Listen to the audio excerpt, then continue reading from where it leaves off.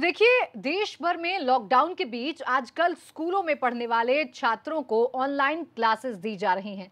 लेकिन मुसीबत ये हो गई है कि ऑनलाइन क्लासेस के जरिए अश्लीलता भी फैलाई जाने लगी है और इसका शिकार बन रही हैं स्कूल की महिला टीचर्स और छात्राएं। असल में अपनी आईडी छिपाकर छात्र अश्लील बातें कर रहे हैं। ऑनलाइन क्लास में ही अश्लील फिल्म चलाने का भी मामला सामने आया। शिक्षक, स्कूल संचालक छात्रों की इस हरकत से हैरान भी हैं और पूरी तरीके से परेशान भी हो गए हैं। छात्र ही नहीं बल्कि अभिभावक भी पहचान छिपाकर अश्लीलता कर रहे हैं। कई जगह से ये भी खबरें आई हैं। अनएडेड प्राइवेट स्कूल एसोसिएशन ने इसके खिलाफ अब मोर्चा खोल दिया है। सरकार से पेरेंट्स के लिए गाइडलाइंस बनाने की मांग जो है वो की जा रही है। तो ये अपने आप में चौंकाने वाला मामला सामने आया है। एक तरफ जहां स्कूल ये कोशिश कर रहे हैं कि बच्चों की जो पढ़ाई है उस पर कोई फर्क ना पड़े इस लॉकडाउन का, और ऑनलाइन क्लासेस का प्रबंध किया गया है, लेकिन उस ऑनलाइन क्लासेस में भी कुछ ऐसे अराजक तत्व हैं जो टीचर्स के साथ, छात्राओं के साथ अश्लीलता कर रहे हैं, अभद्रता कर रहे हैं। ऐसे कई मामले सामने आए हैं जहां पर न सिर्फ छात्र अपनी पहचान छिपाकर बल्कि बच्चों के पेरेंट्स भी अश्लीलता कर रहे हैं महिला टीचर्स और छात्राओं के साथ। ये वाकई में बहुत चौंकाने वाली खबर है, क्योंकि ऑनलाइन क्लासेस को जरिया समझा जा रहा था बच्चों की पढ़ाई कंप्लीट कराने के लिए, लेकिन यही ऑनलाइन क्लासेस जो हैं वो अब महिला टीचर्स और छात्राओं के लिए सिरदर्द बन गई है और कहीं ना कहीं अब स्कूल के लिए भी सिरदर्द बन गई है। अब सवाल ये है कि आखिर ये हो कैसे रहा है? क्या ऑनलाइन क्लासेस शुरू करने से पहले इन सब बातों का ध्यान रखा नहीं गया था?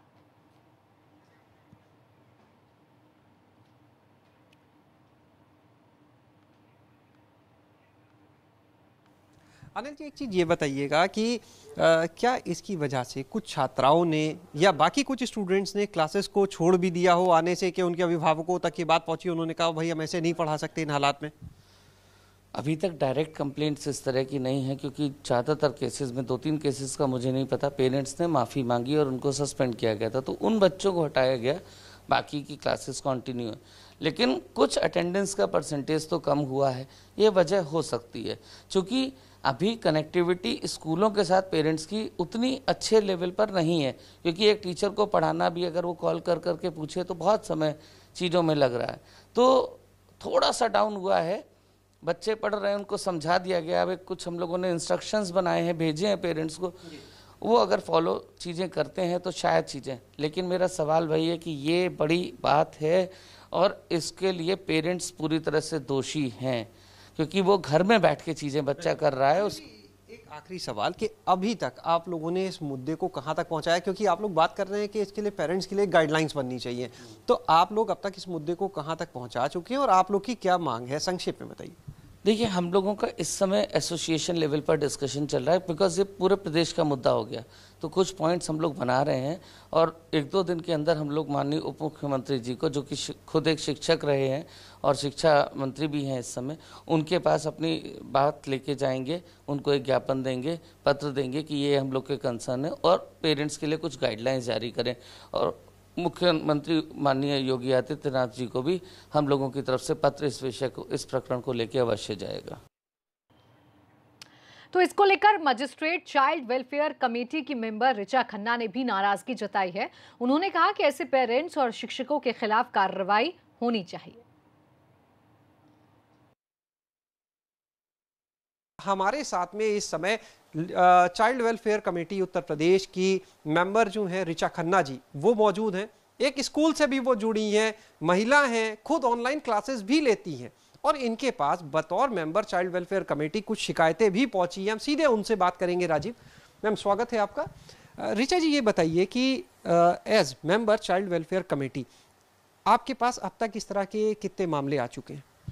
देखिए, मेजरली ये मामले बहुत बढ़ते जा रहे हैं, लेकिन अगर आप ऑफिशियली बात करें तो अभी 3 मामले आए हैं सामने। और इस तरीके की जो एक सिचुएशन कोविड-19 के बाद जो एक क्राइसिस सिचुएशन जो एक तैयार हुई है, उसमें हमें ये जानने की ज़रूरत है कि इससे सबसे ज़्यादा जो एक वर्ग प्रभावित हुआ है वो है बच्चों का वर्ग, क्योंकि हम सब बड़े हैं, समझदार हैं और अपने आप को संभाल सकते हैं, लेकिन बच्चों को जिस तरीके से हम लोगों ने अभी घरों में हैं वो, और उन पे ऑनलाइन एजुकेशन का भी स्ट्रेस है, टीचर्स पे स्ट्रेस है पढ़ाने का, बच्चों पे स्ट्रेस है पढ़ने का, इंटरनेट ऑनलाइन दुनिया उनके लिए पूरी तरह खुली है। तो यहाँ पर बहुत ज़रूरी है कि अभिभावकों का एक संरक्षण, एक निगरानी बच्चों के ऊपर रहे। तो इस तरीके के मामले बढ़ते जा रहे हैं, जो कि एक बहुत गंभीर विषय है, हम लोग सोचते हैं इसको। आप लोग के पास जो केसेस आए हैं, तो अब चाइल्ड वेलफेयर कमेटी जो CWC है वो कैसे हैंडल करेगी, आगे वो क्या कार्रवाई करेगी? देखिए, सबसे पहले तो जिस तरीके के केसेस आ रहे हैं, हम जानकारी ले रहे हैं कि किन बच्चों से जुड़े हुए केसेस हैं, क्योंकि अगर इस तरीके का कोई कंटेंट अपलोड हो रहा है किसी भी एप्लीकेशन पे, किसी भी स्कूल में, तो सिर्फ वो बच्चे को काउंसलिंग की ज़रूरत नहीं है, बल्कि उसका जो एक प्रभाव पड़ रहा है वो बाकी, अगर 40 बच्चों की क्लास है तो बाकी 39 बच्चों पर भी उसका प्रभाव पड़ रहा है। तो ये बिल्कुल भी बाल हित में ठीक नहीं है। तो इसमें नंबर 1 ज़रूरत है कि उस बच्चे की काउंसलिंग हो, जो कि चाइल्ड वेलफेयर कमेटी खुद भी कर सकती है, और हम काउंसलर्स भी अपॉइंट कर सकते हैं जिससे कि उनकी काउंसलिंग हो। दूसरा, एक जो जवाबदारी अभिभावकों को लेनी होगी, तो हमें बहुत ज़रूरी है कि हम अभिभावकों से बात करें, and as a CWC member हम अभिभावकों से बात करें, और सिर्फ बात ना करें, उनकी कंसिस्टेंट काउंसलिंग, ऑफिशियल काउंसलिंग होना ज़रूरी है। क्योंकि अगर ये सब चीज़ें परिवार में, घर में उनके सामने हो रही हैं, तो कहीं ना कहीं मैं कहूँगी बच्चों के साथ साथ अभिभावकों की भी काउंसलिंग की ज़रूरत है। अगर अभिभावकों का मामला सामने आता है, कुछ अभिभावक ऐसे चिन्हित होते हैं और उसके बावजूद वो सुधार नहीं करते या उनका रिस्पॉन्स अच्छा नहीं है, तो क्या उनके ऊपर किसी तरह की कार्रवाई भी आप लोग की तरफ से हो सकती है? देखिए, स्कूल की तरफ से कार्रवाई हो सकती है, हर तरीके से हो सकती है, और हम स्कूल को इंस्ट्रक्शंस दे सकते हैं। प्लस मुझे ऐसा लगता नहीं कि बातचीत से या समझाने के बाद भी ऐसा कुछ सिचुएशन क्रिएट होगा। मेरा जो सबसे पहला, मैं एक ऑप्टिमिस्टिक पर्सन हूँ, सोशल एक्टिविस्ट हूँ, चाइल्ड एक्टिविस्ट हूँ, तो मुझे ऐसा लगता है कि कोई वजह नहीं है कि वो ना समझे। हो सकता है उनके संज्ञान में ना हो पूरी तरह, हो सकता है वो इतने सजग और सचेत ना हो, तो एक कोई भी अभिभावक होगा, इतना कुछ जानने के बाद, इतना कुछ समझने के बाद भी वो इस पर अमल ना करे, ये थोड़ा सा मैं सोचती हूँ नहीं हो। तो देखिए, कई सवाल हैं जो इस शर्मनाक घटना के बाद सामने आ रहे हैं, और इन्हीं सवालों के जवाब आज हम तलाशने की कोशिश करेंगे। खास मेहमान हमारे साथ हैं, तो हमारे सहयोगी भी 2 अलग अलग जगह से हमारे साथ जुड़ गए हैं। शैलेश अरोड़ा लखनऊ से हमारे साथ हैं, प्रभात अवस्थी कानपुर से हमारे साथ हैं, तो वहीं प्रोफेसर विनय पाठक कुलपति AKTU भी हमारे साथ जुड़ गए हैं। बहुत स्वागत है प्रोफेसर विनय पाठक जी। आपका मैं रुख करूं, उससे पहले शैलेश, मैं आपका रुख करना चाहूंगी। आपसे मैं जानना चाहूंगी शैलेश कि क्या जिस शिकायत की बात की जा रही थी, वो शिकायत एसोसिएशन के द्वारा सरकार से की गई है, या अभी भी किसी चीज का इंतजार किया जा रहा है, अभी भी शिकायत नहीं हो पाई है? जी, अभी कुछ देर पहले ही हमारी एसोसिएशन के अध्यक्ष से बात हुई और उन्होंने ये बताया है कि वो लोग इस समय डिप्टी CM की यहाँ शिकायत दर्ज कराने के लिए ही जा रहे हैं, और इसके अलावा उनके पास अब प्रदेश भर से, चाहे वो गाजियाबाद हो, चाहे बरेली हो, अलग अलग जगह की जो यूनिट्स हैं उनकी एसोसिएशन की, वहाँ से भी इससे जुड़ी शिकायतें आ रही हैं। वो सारी शिकायतें अब वो लोग शासन में लेकर जा रहे हैं अवगत कराने के लिए, और साथ में ये मांग लेकर जा रहे हैं कि सरकार की तरफ से इस पूरे मामले में कोई गाइडलाइंस तय की जाए, क्योंकि अगर गाइडलाइंस नहीं बनती हैं तो इन हालात में ऑनलाइन क्लासेस का संचालन करना उनके लिए बहुत ही मुश्किल हो जाएगा। टीचर्स जो हैं वो काफ़ी एम्बेरस फील कर रहे हैं इन सिचुएशंस के बाद, क्योंकि जिन स्टूडेंट्स ने उनके साथ इस तरह की बातें की, अभद्रता की है ऑनलाइन, उन्हीं स्टूडेंट्स को कुछ समय बाद उन्हें क्लासरूम में फेस करना होगा, उन्हें पढ़ाना होगा। तो साफ तौर पर जो स्कूल के ओनर्स हैं, संचालक हैं, उनका कहना है कि ऐसे में बहुत ही खराब स्थिति होगी, जो छात्राएं हैं उनके लिए खराब स्थिति होगी। और अब तो जो छात्राओं के पेरेंट्स हैं या बाकी स्टूडेंट के पेरेंट्स हैं, वो स्कूलों को कॉल करके ये बोल रहे हैं कि अगर इस तरह से ऑनलाइन क्लास चलेंगी तो कैसे वो अपने बच्चों को उसमें पढ़ने के लिए छोड़ सकते हैं। अटेंडेंस जो है, एक और ये फैक्ट है प्राची, जो एसोसिएशन की तरफ से सामने आया कि जो अटेंडेंस है स्कूलों में ऑनलाइन क्लासेस में, उसके ऊपर अब इसका असर दिखने लगा है, वो कम होने लगी है। कुछ ही देर में इसकी शिकायत भी दर्ज करा दी जाएगी, और जैसे ये होगा वैसे ही हम अपने दर्शकों को सबसे पहले इसकी जानकारी देंगे। बिल्कुल, ABP गंगा पर सबसे पहले हम दिखाएंगे, और लगातार हम सवाल भी पूछ रहे हैं कि कार्रवाई ऐसे लोगों पर आखिरकार कब होगी, क्या उचित कदम उठाए जाएंगे। प्रभात का भी रुख कर लेते हैं, उसके बाद प्रोफेसर विनय पाठक का मैं रुख करूंगी। प्रभात, कानपुर से भी क्या कुछ इस तरीके की घटनाएं सामने आई हैं? कोई ऐसी खबर सामने आई है जहां ऑनलाइन क्लासेस में महिला टीचर्स और छात्राओं के साथ अभद्रता हुई हो, अश्लीलता हुई हो? जी बिल्कुल प्राची, आपको बताना चाहूँगा, अगर बात कानपुर की करें तो कानपुर में अभी फ़िलहाल ऐसा कोई मामला सामने नहीं आया है, क्योंकि कई बार होता है क्योंकि अभिभावक हों या बच्चे हों या टीचर हों, एक मर्यादा के चलते कुछ चीज़ें जल्दी बताते नहीं हैं। लेकिन अब जब लखनऊ से ये पूरा मामला सामने आया है तो साफ है कि कानपुर में भी कुछ शिकायतें जो होंगी वो ज़रूर सामने आएंगी, अगर हो रही होंगी। लेकिन अभी फ़िलहाल अगर कानपुर की बात की जाए तो जिस तरह से ऑनलाइन क्लासेस चल रही हैं, इस तरह की कोई भी शिकायत जो है वो सामने नहीं आई है, ना इस तरह की कोई भी शिकायत खुलकर आई है। तो साफ है कि लेकिन जो इस तरह से पूरा घटनाक्रम है वो कहीं ना कहीं बड़ा खराब है, क्योंकि जिस तरह से बच्चों को शिक्षा देने का प्रयास किया जा रहा है, वहाँ पे अगर इस तरह की अभद्रता या अश्लीलता होगी तो वाकई सवालिया निशान खड़ा होता है। जी बिल्कुल प्रभात, सवालिया निशान तो खड़ा होता है। देखने वाली बात है कि लखनऊ की घटना के बाद कानपुर में किस तरीके का रिएक्शन रहता है। बने रहेगा आप दोनों मेरे साथ। प्रोफेसर विनय पाठक का मैं रुक कर लेती हूँ। विनय पाठक जी, आप खुद ऑनलाइन क्लासेस देते हैं और किस तरीके से ऑनलाइन क्लासेस का संचालन किया जाता है ये आप अच्छे से समझते हैं। ऐसे में जो एक बड़ा सवाल है और जो एक कॉमन सवाल है वो ये है कि आखिर ये कैसे संभव हो पा रहा है कि जो क्लासेस बच्चों के सुनहरे भविष्य के लिए रखी गई, वही जो क्लासेस हैं वो बच्चों के भविष्य के लिए खतरा हो रही हैं, एक गलत मैसेज बच्चों को दे रही हैं। मुझे लगता है कि ये एक बहुत ही प्रश्न जो हम सब लोगों के सामने खड़ा है, ये इंटरनेट पे एथिक्स को लेकर ये प्रश्न है। और जब हम लोगों ने ऑनलाइन क्लासेस शुरू की थी, अगर आपको पता होगा कि जो ऑनलाइन मीटिंग्स हैं और जो ऑनलाइन प्लेटफॉर्म्स हैं, अभी तक इंडस्ट्री और कॉरपोरेट्स यूज़ करते रहे हैं, और वो इंडस्ट्री और कॉरपोरेट्स के एक गाइडलाइन और एथिक्स होती है, how to use an online meeting और how to do a online meeting. मुझे लगता है कि हम लोगों ने, सब लोगों ने बहुत जल्दी से ऑनलाइन का एक विस्फोट टाइप का क्लासेस का किया, और उसकी कोई एक एथिक्स, उसकी गाइडलाइंस, उसके जिनको लेना है उनकी काउंसलिंग, उनके पेरेंट्स की काउंसलिंग, वो लोग हम लोग कर नहीं पाए।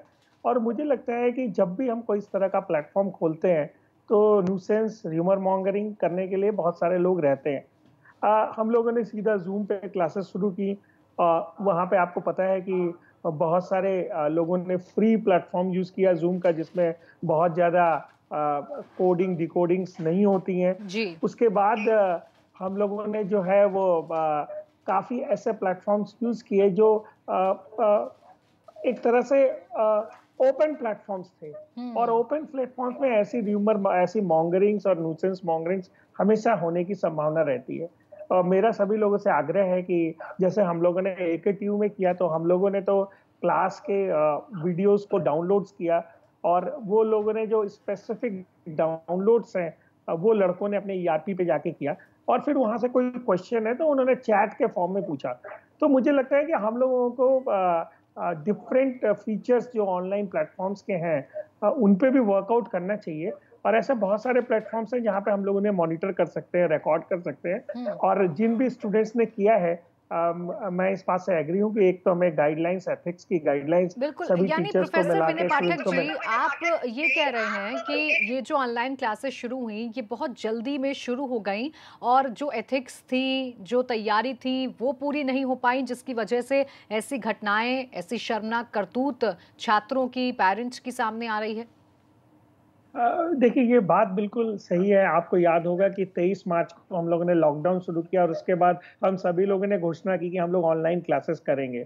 ऑनलाइन क्लासेस की तैयारी मटेरियल के रूप में, बाकी चीज़ों के रूप में, लड़कों के एंगेजमेंट्स के रूप में और एथिकल गाइडलाइंस के रूप में हम लोगों ने अभी तक नहीं दी उनको। स्टूडेंट्स को अभी तक नहीं पता है कि भाई ऑनलाइन क्लासेस लेने के लिए क्या रूल्स एंड रेगुलेशंस हैं। अगर आपको याद हो कि स्कूल के क्लासरूम्स के एक डिसिप्लिनरी गाइडलाइंस होती हैं कि आपको आना है और आपको जो है स्कूल में ड्रेस पहन के आना है, आपको ये डूज एंड डोंट्स करने हैं। वो हम लोगों ने ऑनलाइन क्लासेस में डूज एंड डोंट्स दिया ही नहीं स्टूडेंट्स को। तो मुझे लगता है कि थोड़े दिनों के बाद जो स्टूडेंट्स हैं वो हमेशा टेक्नोलॉजी के साथ अच्छी के लिए यूज होती है, और टेक्नोलॉजीज बहुत सारे मॉन्गरिंग्स के लिए भी यूज होती हैं। तो लोगों ने धीरे धीरे टेक्नोलॉजी के साथ खेलना शुरू किया, और स्टूडेंट्स ने इस तरह की हरकतें की। तो मुझे अभी लगता है कि सबसे पहले हमें गाइडलाइंस बनानी चाहिए, स्कूल्स, टीचर और पेरेंट्स को, तीनों को मिलाकर, और ऑनलाइन क्लासेस की भी गाइडलाइंस जारी करनी चाहिए। बिल्कुल ये ज़रूरी है, क्योंकि देखिए ऐसे शिक्षा का जो माहौल है वो ख़राब हो रहा है। और जैसा शैलेश ने कहा था मेरे सहयोगी ने कि भविष्य में भी एक चिंता है कि कैसे उन बच्चों को स्कूल फेस करेगा, वो छात्राएं फेस करेंगी जिनके साथ अभद्रता या अश्लीलता हो रही है। शैलेश, आपका मैं रुक करना चाहूंगी। देखिए शैलेश, जो प्रोफेसर विनय पाठक जी ने कहा कि गाइडलाइन होनी चाहिए, अब सवाल ये है कि जब हम ऑनलाइन पढ़ाई शुरू कर रहे थे तो क्या ये बातें जहन में नहीं थी कि इस तरीके का कोई मामला सामने आ सकता है? क्यों गाइडलाइन तैयार नहीं की गई? क्यों इससे पहले पूरी तैयारी नहीं की गई? बच्चों को नहीं समझाया गया? क्यों डर नहीं दिखाया गया कि अगर आप अश्लीलता करेंगे तो आपके साथ ये कार्रवाई हो सकती है? ये वो सवाल हैं शैलेश जो खड़े हो जाते हैं इन घटनाओं के बाद। प्राची, देखिए इस समय जो स्थिति सामने है वो स्थिति सभी के लिए नई है। चाहे बात सरकार की जाए, चाहे वो आम जन की जाए, सबके लिए एक नई सिचुएशन है जिसके बारे में पहले से कोई प्रिपेयर नहीं था। बात करें ऑनलाइन स्टडीज़ के कॉन्सेप्ट की, तो जो हमारे स्कूल हैं वहाँ पर इससे पहले जो ऑनलाइन क्लासेस का कॉन्सेप्ट है वो इतना पॉपुलर नहीं था। यहाँ तक कि जो बहुत नामी गिरामी कॉन्वेंट स्कूल है वहाँ पर भी ऑनलाइन क्लासेस के कॉन्सेप्ट को बहुत ज़्यादा प्रमोट नहीं किया जाता था। तो अचानक जब चीज़ें आई, इनको लागू किया गया, तो शायद ऐसा लगता है किसी के जहन में भी नहीं आया कि ये परिस्थितियाँ भी सामने आ सकती हैं। ये भी एक वजह रही कि आज जो ये मामले आ रहे हैं इसमें क्लास 6, 7, 8 कई क्लासेस के बच्चे, तो किसी ने सोचा भी नहीं था कि क्लास 6, 7, 8 के बच्चे ऐसा भी करेंगे। तो ये एक तरह से नई सिचुएशन है सभी के सामने। दूसरा, ये मामले ऐसा नहीं है कि पिछले 1-2 दिन में आने शुरू हुए। आज हमने जब स्कूल के संचालकों से बात की, जो एसोसिएशन के अध्यक्ष हैं उनसे बात की, उन्होंने बताया मामले पिछले 10, 12, 15 दिन से आ रहे हैं। लेकिन दिक्कत ये हुई कि शुरू में लोग इनको दबाते रहे, कहीं ना कहीं इग्नोर करते रहे कि शायद अपने लेवल पे हैंडल हो जाएगा। लेकिन जब देखा कि ये चीज़ें खुद हैंडल होने की स्थिति में नहीं है, तब ये चीज़ें अब बाहर आ रही हैं। अब इन चीज़ों को लेकर शासन के पास ये लोग जा रहे हैं। दूसरा, इसके 2 पहलू हैं। एक, कि इसमें गाइडलाइंस जारी की जानी चाहिए कि कैसे ये ऑनलाइन क्लासेस होंगी, और दूसरी इसके टेक्निकल पहलू भी कि किस तरह से अगर कोई ऐसी हरकत करता है तो वो तुरंत पकड़ में आ जाए, ये भी देखना होगा। कोई ऐसा कर ही ना पाए। लोगों के मन में अगर एक स्टूडेंट देखिए क्लास में जब जाता है तो वहाँ पर वो इस तरह की हरकतें नहीं करता है, वजह उसे पता है कि हम तुरंत आइडेंटिफाई होंगे, सबके बीच में हमें पनिशमेंट मिलेगा। ऑनलाइन क्लास में वो ऐसा इसलिए कर रहा है वही स्टूडेंट क्योंकि उसको पता है कि वो बच सकता है। तो जब उसको ये पता होगा कि टेक्नोलॉजी ऐसी भी है जिससे वो बचेगा नहीं, तो अपने आप वो इन चीजों को करने से डरेगा। वो बिल्कुल फील करेगा कि वैसी में जब पढ़ाई होती है, क्लास को वैसे ही वो फील कर पाएगा। बच्चों को डर रहता है कि उनको पनिशमेंट मिलेगा, वो पहचान लिए जाएंगे और टीचर्स उनको पनिशमेंट देंगे। यही डर ऑनलाइन क्लासेस के लिए भी होना चाहिए। आप बने रहिएगा हमारे साथ। यहाँ पर वक्त एक छोटे से ब्रेक का हो गया है, लेकिन जब ब्रेक से वापस लौटेंगे तो एक बार फिर से समझने की कोशिश करेंगे कि ऑनलाइन क्लासेस में अश्लीलता कैसे हुई और अगर हो गई तो इसे कैसे दुरुस्त किया जा सकता है। छोटा सा ब्रेक।